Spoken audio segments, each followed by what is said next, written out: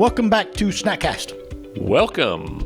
So I just broke the TV here on set, so we're kind of flying blind. Scott's fined Hope today. that this is actually recording. Right. You know, so hello, is this thing on? Day whatever of Lies My Doctor Told Me. We've covered fats, we've covered milk, we've covered cholesterol. Today is a deep dive into Wheat. Wheat. I thought wheat was good for me. Buckwheat. So wheat. There's a whole chapter in the book on wheat. Isn't it good right? for you? It's low fat, healthy grains. That's what we're told. Whole. They put the word whole. That's got to be good. Right? Right. Whole is in make your whole butt big. Your whole liver. Right? What do we know about wheat? Right? The food pyramid, my plate. Doctors across the country would all tell you that whole grains are healthy for your diet. You got high cholesterol, go eat a low fat, high grain diet with whole wheats. And reduces cancer risk. Yeah, it's good for you, man. With weight loss, blah, blah, blah. Right? So I mentioned it in the last podcast, kind of off topic, but, ask a farmer, right? What do you feed the cattle to make the cattle fatten up? It ain't bacon. No. You know, what is it? It's grains, wheats, corns, etc. Right? So in the book, he again says there's no meaningful research. There's no study.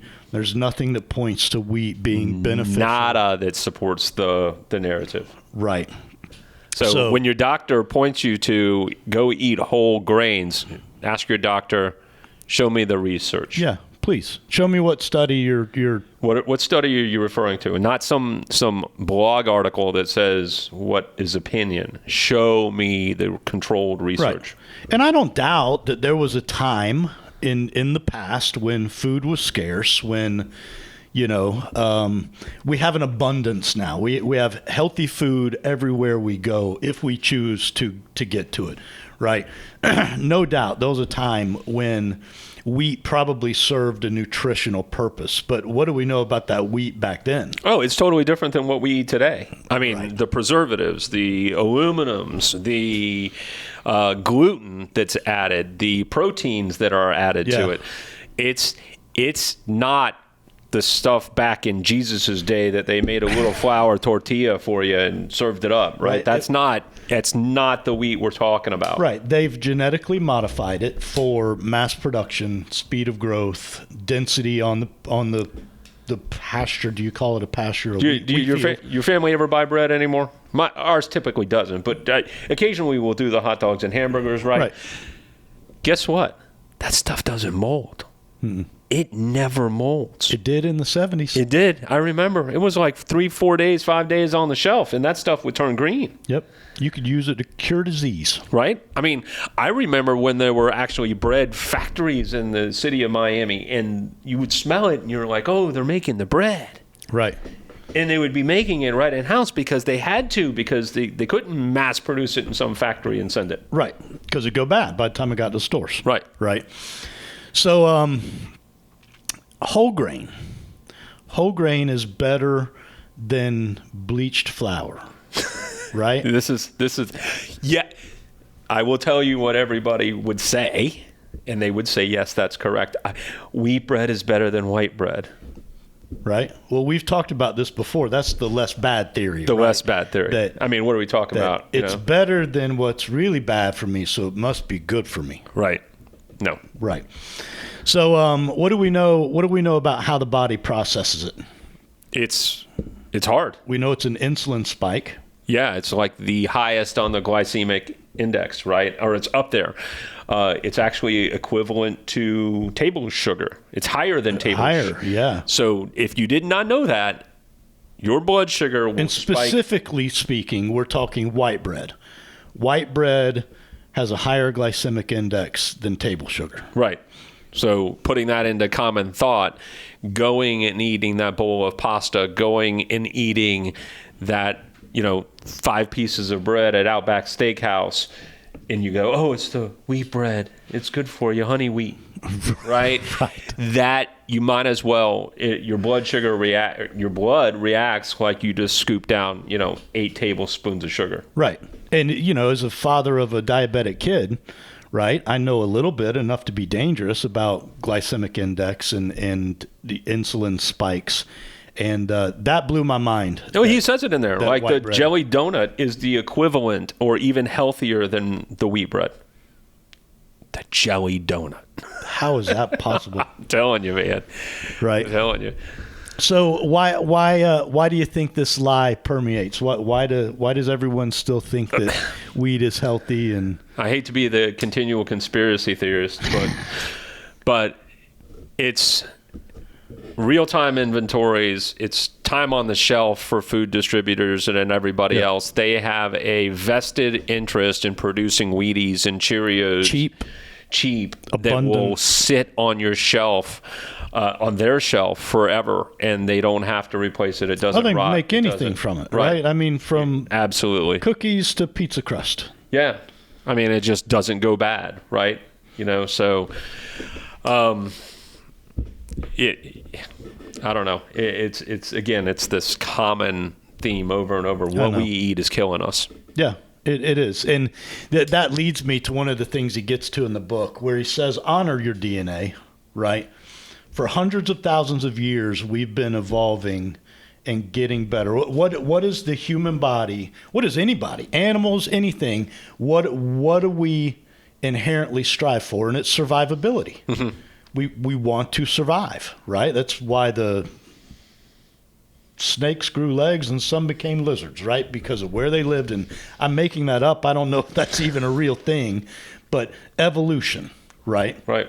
And the human body for hundreds of thousands of years ate mostly meats and some vegetables. Right.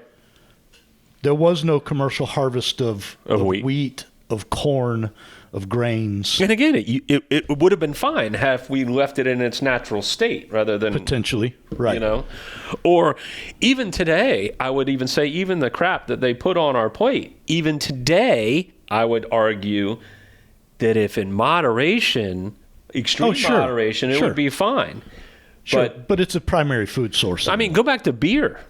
Beer doesn't skunk anymore. True. I mean, seriously. True. What happened? What did they put in it to stop beer from skunking? Yeah, it could be part of the modified wheat or another byproduct. One of the two. I don't know. That's too rich for my blood. But it's like. Yeah, we've taken hundreds of thousands of years of DNA evolution, and we threw in commercial farming, and the human body's not reacting to it. And it'll take tens of thousands of years before the human body can absorb a high carb, high gluten, high wheat diet. I guess the moral of this story is, I mean, if you're going to do this once in a blue moon, and it's a treat to go out to dinner and have a nice piece of warm bread and the olive oil, and you feel good about it because you had olive oil instead of butter. But if you're going to Subway, not to pick on Subway, right? But if you're going out and you're getting a low-fat sandwich on French bread and whole wheat bread, or you choose the whole wheat bread instead, and you go, no, I'm doing a good job. A day in the life of an American. Or you chose the tuna fish. That's a big one, right? People go, I choose the healthy tuna fish because and put it on the wheat bread. But right. Bad for you. Bad. Yeah. Breakfast sandwich, burger at lunch, pasta with bread at dinner. We consume a lot of it. And you mentioned yesterday that milk would be a good place for a food elimination. Yeah. Place to start. Oh, this is great too. Yeah. I mean, too many places to start, right? To the point that we eat so much of it that elimination may not even be required, just reduction. Right. Yeah, if you're having depression and all of these other irritable bowel and heartburn, and man, great places to start. Like, go a month without. Now, it takes a while to get gluten out of your system. I mean, I know that for a fact. That we've done it with my daughter, and it takes to see meaningful behavior changes with ADHD and things like that. It's taken a couple months, in order to see that happen. But so I don't think gluten per se leaves the body is probably as quickly as like milk or some of the others. But gosh, there are a ton of these areas that you can go into for the elimination. Yeah. Yeah. So let's close it out like he always does. He references other books, for people to go either get more information or try to disprove them. Right. So the books, Wheat Belly, Lose the Wheat, Lose the Weight, and Find Your Path Back to Health by William David, MD, 2014. And then the second one he referenced is Grain Brain, The Surprising Truth About Wheat, Carbs, and Sugar, Your Brain's Silent Killers. Ooh, that's a heavy title. By David Perlmutter, MD, 2013. And he does that consistently. And he says over and over throughout this book, and we said this in the beginning, you don't believe me? Go do your own homework. Yep. Right? Go find, and don't find opinions, as I mentioned before. Don't find blogs. Go find the research that proves this to be incorrect. He's challenging you. I've done this with doctors. Show me the research that tells me wheat's healthy. And it's so widespread. I just finished a book. My kid's going to college. He's got diabetes. I was trying to get something I could hand off to him. And there was so much misinformation in that book about what he should be eating. It almost, made me angry that it's out there and it's received its opinion. It's not backed up by anything other than USDA, big food, big pharma, telling us what they want us to hear. Yep. So anyway, that's it, guys. Questions, comments, concerns, hit us at snackcast@yes.fit. Stay moving. See ya.